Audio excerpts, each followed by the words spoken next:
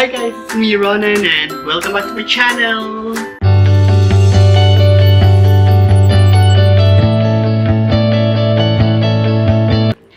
Okay, first of all, I just want to say sorry. It's been quite a while since the last time I created a video because I was very preoccupied lately with work, with life, with health, and all that stuff. So, yun, maraming nangyari, maraming ganap. So yun, ngayon lang ulit ako nakagawa ng video. Ngayon lang ako nagkaroon ng time. And I'm very excited about this. And I'm very excited to be back. Para namang parang ang tagal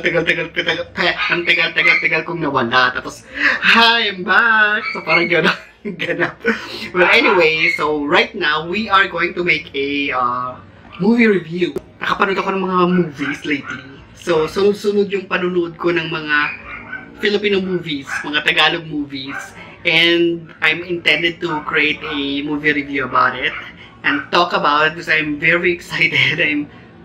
I was very entertained. It's been quite a while since the last time I actually watched a full-length Tagalog movie. And so, the movie that we're going to review right now is titled The House of Us. Right? So, The House of Us, pinagbibidahan ng ating teen king na si Mr. Daniel Padilla and ng ating teen queen na si Miss Catherine Bernardo. And of course, nandun din si Miss Jean Garcia at sino pa ba? Yung ibang cast. Si Miss Susan Africa, yun lang yung naalala ko. Yung iba hindi ko masyadong kilala. Sino pa ba? God, I'm so bad with names. Oh, yeah, si breakthrough actor, si Darren Espanto. Who knows, no ma-acting para si Darren, no? Ang galing-galing na nga niyang kumanta. At ang galing niya doon. At first, wala talaga akong expectation na nung pumasok kami doon sa cinema, ang sa akin lang is I just want to be entertained, just like every movies na pinanunood ko. I normally turned off the critic side of me when I went to watch a movie para mag-enjoy ako. Hindi naman ako totally surprised because I know it's the teen king and teen queen of our movie industry. So, Katniel ito. So, of course, it's bound to be a success. Punong-puno po yung sinihan. At kahit yung paglabas namin after nung matapos yung movie, ang haba pa rin po ng pila na nakasunod. Well, hindi naman tayo kailangang magulat doon kasi it's the Katniel factor. By the way, guys, so for those who haven't watched the movie yet, so you might want to skip this review. I don't want to give you any spoilers sa movie, so watch at your own risk. Okay, so let's go dig into the movie. The movie is very good. Of course, I'm expecting it. It has to be good. I mean, for the longest time na gumagawa ang Star Cinema ng mga ganitong klaseng movie, I expected na perfect na nila yung formula kung paano gumawa ng love story, right? And at the same time, I was very overwhelmed to see the fans.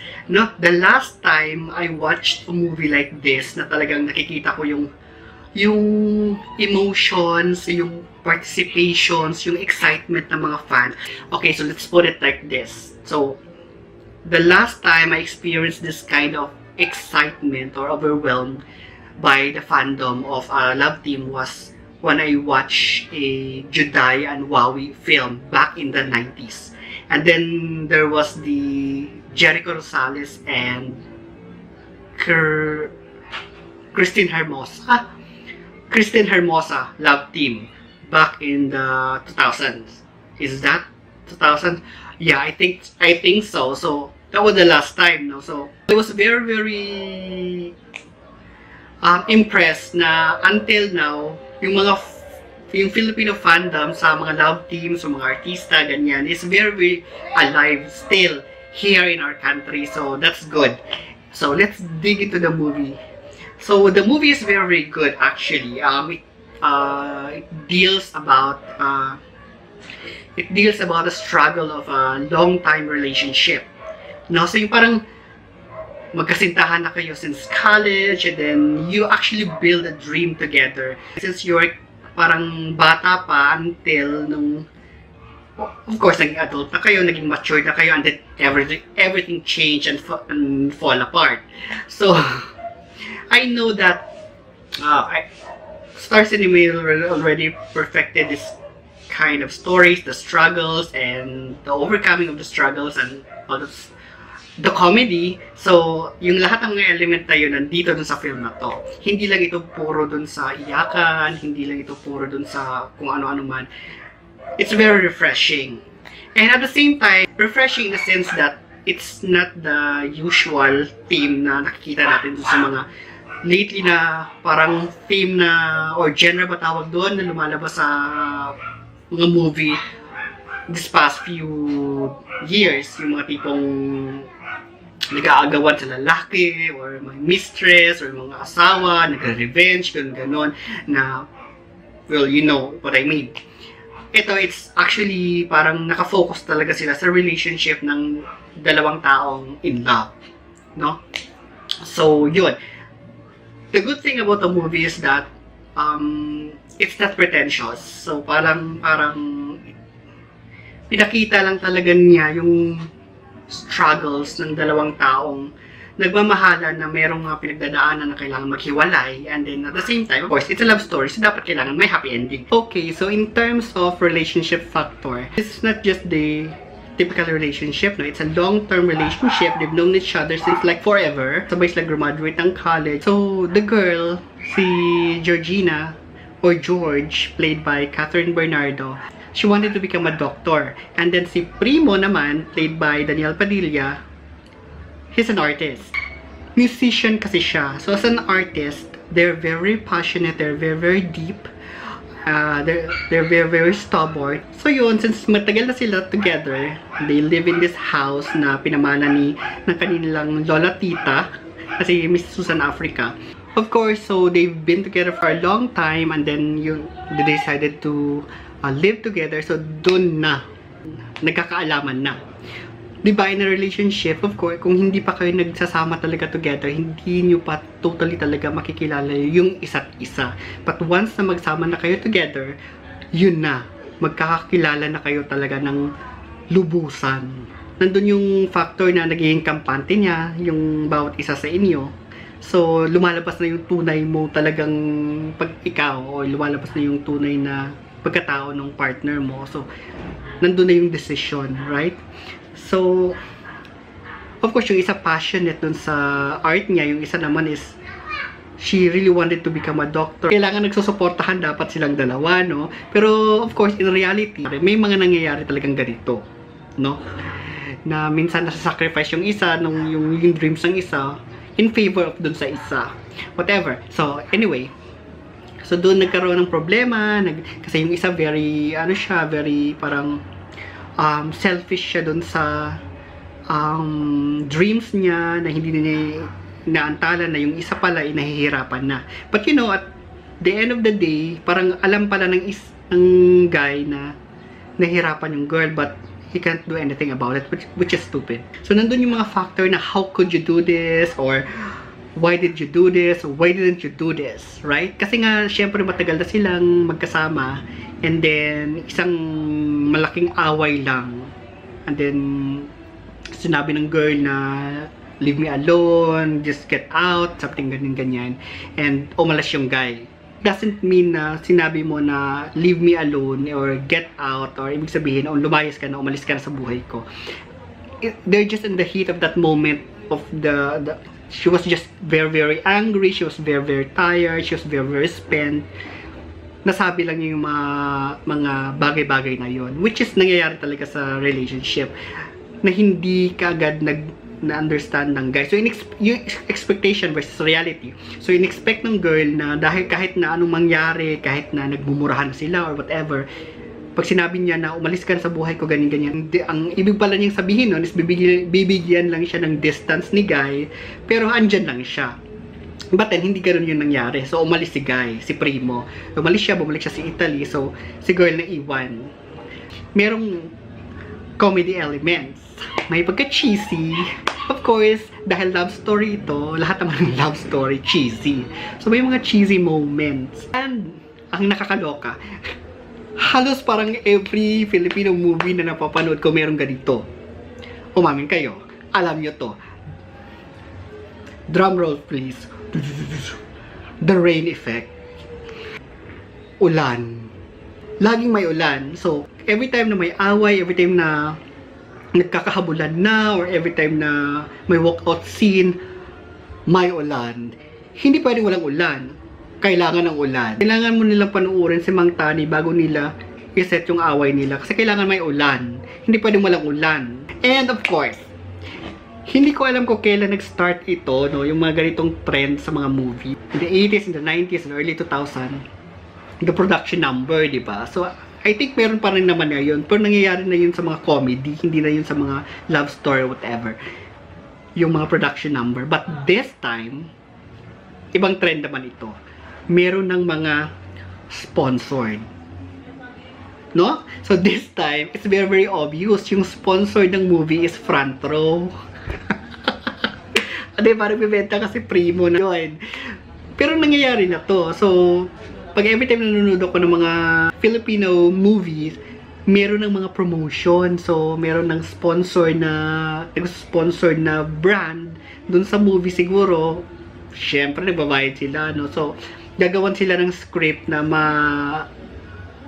makakapasok yung at man lang may ipopromote yung character, yung brand na yun. So, ipapasok siya dun sa movie na yun. So, yun. Oh, by the way, guys, I also wanted to add na ang galing ni Miss Catherine Bernardo dito sa movie na to.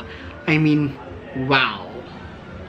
Dun sa scene na kung yung parang breaking point ng relationship nila, kung saan sila kung saan umalis si Primo, kung saan sinabi ni George na talagang she's very, very tired, I want you to leave, ganyan. Wow, ang galing niya doon. Very, very impressed. And at the same time, there's something about the Katniel na love team that they're very, very relatable to the masses. So yung sa time ko, they're like the Judy Ann and the Wawi Di Guzman na very, very relatable sa masses. Kaya nakukuha nila lahat ng audiences. Sa gitna na tayo ng movie, bago matapos yung movie, kailangan may redeeming factor na yung character is re-redeem niya yung ano niya, o i-win back niya yung girl, parang ganon, para at the end may happy ending, right? So yun ginawa ni Primo. Bumalik siya kasi nga mahal pa rin niya si umalis lang siya kasi kailangan niyang hanapin yung sarili niya, which is common. Kailangan niyang hanapin yung sarili niya. Nung nahanap niya yung sarili niya, kailangan niyang bumalik kasi kailangan niyang ayusin kung ano yung mga iniwan niyang wreckage sa Pilipinas. And of course, dahil dun sa girl. So, bumalik siya and all. May mga friends na supportive. May mga friends na... Si Bakla, no? Si Bakla na nakakatawa. Bakla, hindi ko alam yung pangalan mo. Pero, bonggang-bongga yung role mo doon. Kaya lang, girl, hindi naman lahat ng mga... Hindi na dapat ganun. Dapat... At ito, opinion ko lang to, no? So, dapat may redeeming factor din si Bakla, di ba? Kailangan... Kasi wala siyang love life, malungkot siya, nag-i-emote-emote siya dun habang umiinom sila ng wine. Naawa ako dun sa kanya. Let's move on. So yun, bumalik siya. Then, since yung bahay na yun, na pinamana sa kanilang dalawa, sa kanilang dalawa yung nasa kanilang dalawa yung title ng bahay. So, silang dalawa yung may-ari. So, kailangan nilang, gusto ni George na ibenta yung bahay, pero hindi gusto ni Primo. But of course, may mga factors dun sa movie na pumayag na rin si Primo na ibenta yung bahay. Panoorin nyo na lang kung ano yon. And then, ever since talaga si girl is mahilig siya sa tulip dahil gusto niya pumunta ng Amsterdam. Bago mag-end yung movie, pumunta silang Amsterdam. So doon sila nag-i-emote-emote, nag-sunset, nag-sunrise, yung mga ganong-ganong kwentuhan. Si Primo nag-i-emote-emote siya tungkol sa sunset, sunrise. Ganyan na lulubog din, pero babalik din kinabukasan. Ayun, may ganong factors lang dalawa. And then, of course, at the end of the story, na-realize nila na mahal nila yung isa't isa. So, nangibabaw pa rin yung love. So kahit anong struggles man na yung pinagdaanan ng mga characters nila, nag-mature na sila eh. So of course, in every relationship, meron talagang struggles na yan. It's either you choose to be together or you choose to separate, right? So, but they choose to be together. And si Primo, bumalik siya kasi mahal talaga ni si George. But then si George then, very guarded siya dun sa heart niya, sa sarili niya. But then, deep inside, alam niya na mahal-mahal pa rin niya si Primo.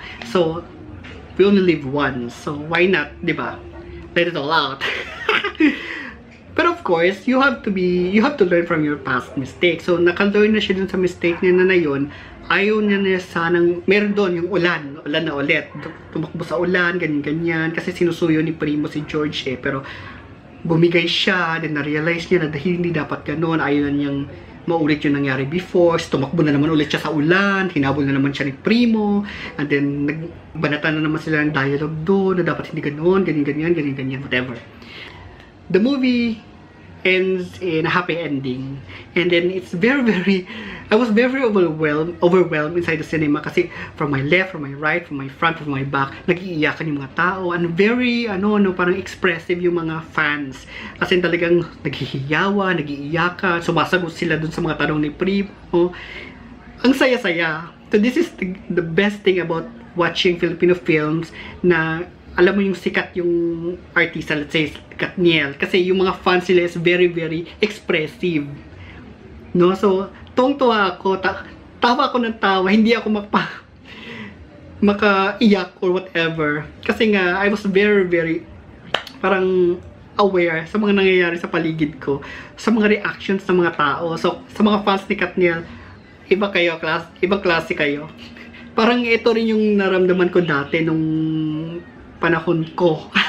Yung mga Judy Ann and Wawi Di Guzman and Claudine Barreto and Rico Yan. I'm dating myself, but anyway, even though na Star Cinema knows that, the production knows that this is bound to be a success.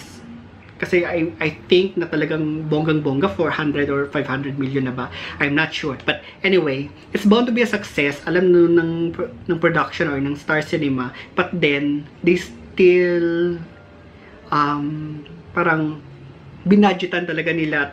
They still tried to create a very good movie, a very good content. No?